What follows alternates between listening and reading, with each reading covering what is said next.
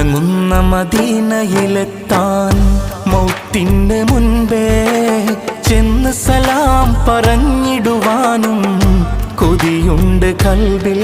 മരുഭൂവിൽ പൂത്ത മലര് മന്നാന്റെ ദൂതരവര് മഹിയാകെ സ്നേഹനിധിയായി അല്ലാഹു തന്ന മുത്ത്.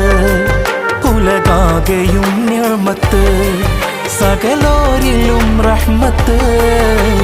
മുത്തുറങ്ങുന്ന മദീനയിലെത്താൻ മൗത്തിന് മുൻപേ ചെന്ന് സലാം പറഞ്ഞിടുവാനും കൊതിയുണ്ട് കൽബിൽ.